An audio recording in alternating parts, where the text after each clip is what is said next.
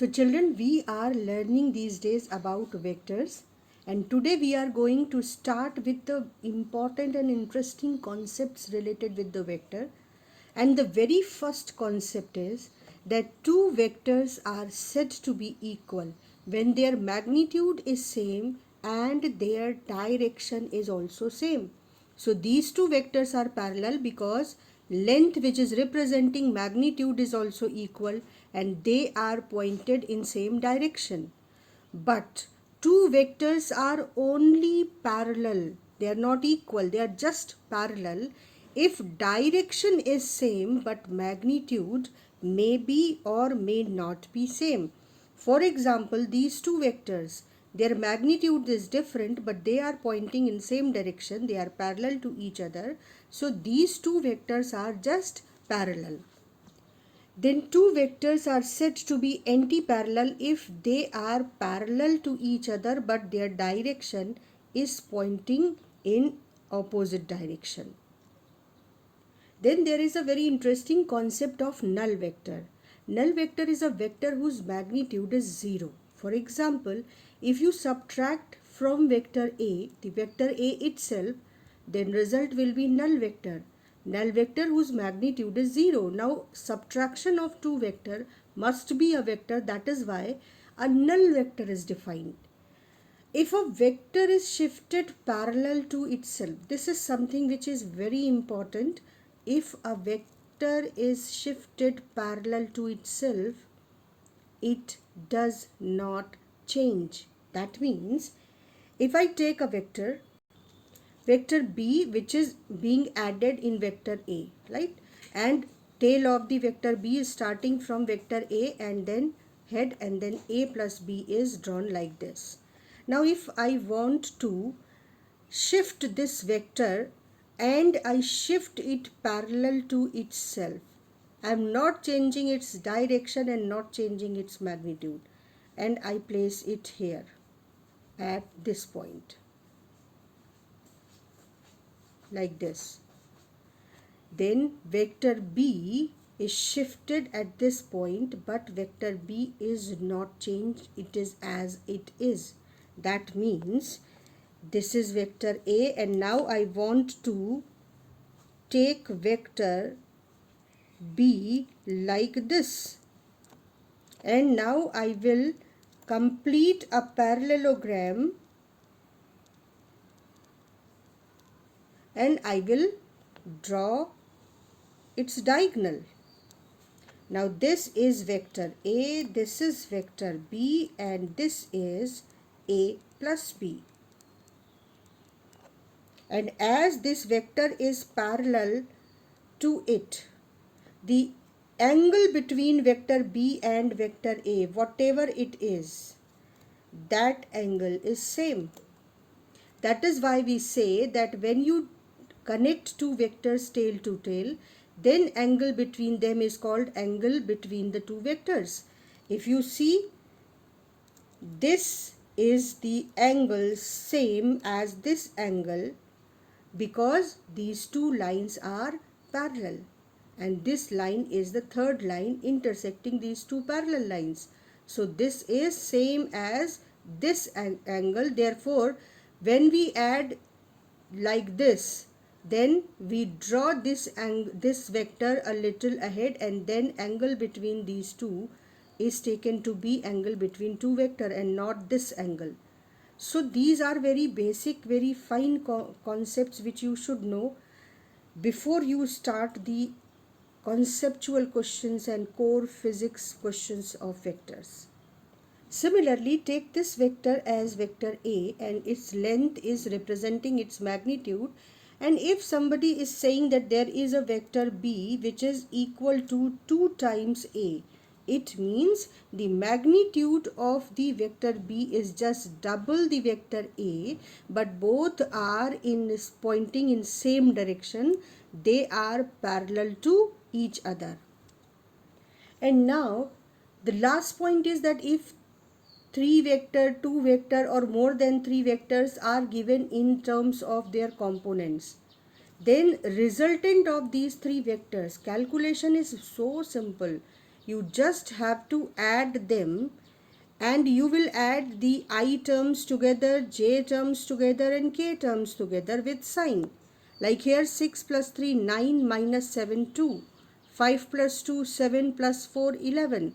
So if you simply add them as you did in algebra, then you will get the right answer. So if vectors are given in component form, then adding them and subtracting them is very easy.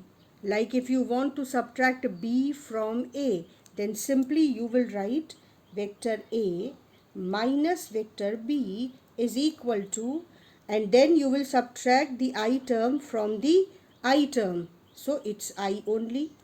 5j from 4j, it is minus j. 6k from 7k, so it will be minus 13k, because when you will subtract, so each term will have a minus with it, and minus 7k and minus 6k will actually add up to give minus 13k. So this is very easy, and if you are getting any question like this, always attempt it, because it's free marks attached with the question. Now come to this point. This is again very important point. Calculation of unit vector along a given vector. That means you are given a vector A. It is 4i plus 4j plus 4k, and you are asked to find unit vector along this vector. That means you want to isolate the direction which is in the direction of vector A. So unit vector can be calculated by dividing the vector with its own magnitude. So first you write the vector 4i plus 4j plus 4k in numerator, and then in denominator you place the magnitude of this vector, that is x component square plus y component square plus z component square, and just simplifying it, you will get the unit vector in the direction of given vector A, right? Now check out this interesting and important question, popular question, that you are given a vector A which is I cap plus j cap, and you are asked to find magnitude of this vector and direction of this vector. Now magnitude of this vector is under root x component square plus y component square, so it's root 2. Direction of this vector can be calculated with x-axis or with y-axis. So simply, if you are calculating it from x-axis, let us just deeply analyze this vector. See, this vector is saying that along x-axis its component is 1 unit, along y-axis its component is 1 unit. So if I draw a vector, the way method, just observe the method. I take 1 unit on x-axis and 1 unit on y-axis, and I draw a perpendicular from this x-axis and perpendicular from y-axis. Both the perpendiculars meet at this point. So this is our vector. Now this technique is important when you want to visualize that in which direction that vector is actually. Now if I am asking you, tell the direction of this vector from the x-axis, so either you use the formula simply. Direction of a vector from x-axis is its y component upon x component. Y component is also 1 and x component is also 1. So direction means tangent of the angle made with x-axis, so it's 1, and that means theta is 45. Or we were able, it was simple vector, we were able to draw it and visualize it. So we can see that the perpendicular is 1 and base is 1. So obviously this angle tan theta will be 1 upon 1, that is 45. Clear? So these are some important concepts related with the vector, which if we understood, then it will be fun to go with the numericals of vectors. I am giving you second example. Vector A is I minus j. Can you draw this vector again? It's again simple. First, again you have to calculate magnitude and direction, right? So magnitude simple. x component square plus y component square, so magnitude is same. But direction from x-axis is y component upon x component. Y component is -1 and x component is 1. So this time tan theta from x-axis is actually -1.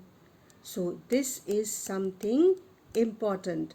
It's actually opposite direction. You have to draw the vector from x-axis in opposite direction and drawing the 45-degree angle, which is like this.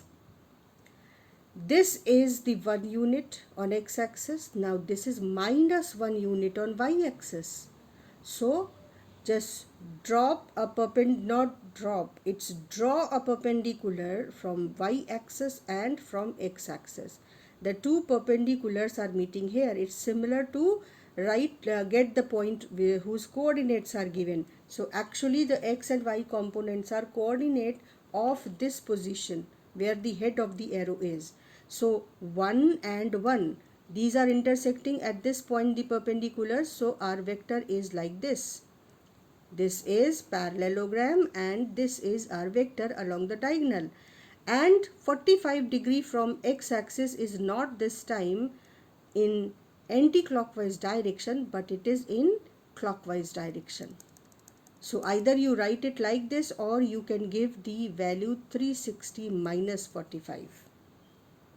Now this type of question you can easily find in your paper, where you are given initial velocity of an object in the component forms, right? And acceleration of that object in component forms. And question is find the speed of this object after 10 seconds. So actually we know that velocity after time t is initial velocity plus acceleration, plus or minus if it is acceleration, minus if it is deceleration, and time. We used it in the scalar form, but we know that velocity and accelerations are vectors, so we can write it like this. Now simply you want vector v, you have vector u and vector a. So see how we have to solve.